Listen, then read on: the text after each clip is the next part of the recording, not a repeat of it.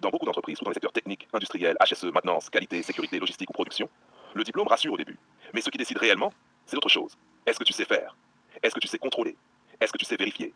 Est-ce qu'on peut te confier un processus sans que tout explose derrière? Est-ce qu'on peut mettre ta signature sur un document envoyé au client? Parce qu'au moment où un produit part chez le client, le marché ne demande pas qui avait la meilleure moyenne. Le marché demande qui garantit que ça fonctionne. Le vrai monde fonctionne sur trois choses. Dans beaucoup d'entreprises sérieuses, il existe trois niveaux invisibles. 1. Réaliser, faire le travail, produire, installer, contrôler, intervenir, assembler, configurer, vérifier. C'est la base. Mais réaliser seul ne suffit pas parce qu'un produit peut être fabriqué et pourtant être mauvais. 2. Contrôler. Le contrôle change tout. C'est le moment où quelqu'un doit dire conforme, non conforme, acceptable, dangereux, validé, refusé. Et là, on entre dans le monde de la responsabilité. Parce qu'un mauvais contrôle peut faire perdre des millions, provoquer un incendie, créer un accident, détruire une réputation, tuer un contrat, mettre des vies en danger. La vérification est encore plus lourde, parce qu'on ne vérifie plus seulement un produit, on vérifie le processus, la traçabilité, les preuves, les méthodes, les documents, les écarts, les actions correctives, la conformité globale. C'est le monde des audits, le monde des certifications, le monde des signatures qui engagent légalement une entreprise. Et c'est là que les certificats deviennent puissants. Pas les certificats décoration, les certificats qui prouvent que tu maîtrises un système, que tu connais une norme, que tu sais détecter un défaut, que tu sais tracer une anomalie, que tu sais sécuriser un processus. Parce qu'une entreprise veut réduire une peur, la peur du risque. Les certificats qui impressionnent réellement le terrain. Qualité, ISO 9001, la base du contrôle qualité moderne.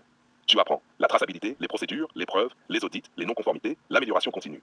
Une entreprise comprend immédiatement. Cette personne connaît la logique des processus. Sécurité et HSE, ISO 45001.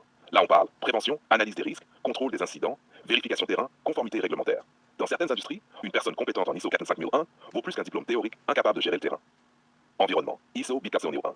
Parce qu'aujourd'hui, les entreprises vendent aussi leur image. Un défaut environnemental peut détruire un marché, une réputation, un appel d'offres. Les certifications qui parlent directement production, lean manufacturing, réduction des pertes, optimisation, performance. L'entreprise entend, cette personne peut améliorer le rendement.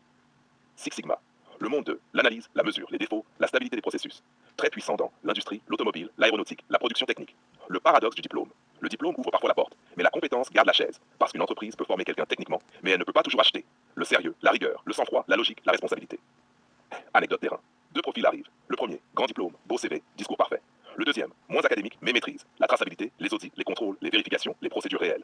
Quand un problème apparaît à 3 heures du matin sur une ligne de production, lequel rassure l'entreprise? Celui qui connaît la théorie ou celui qui sait retrouver l'origine du défaut? Les entreprises modernes cherchent les preuves.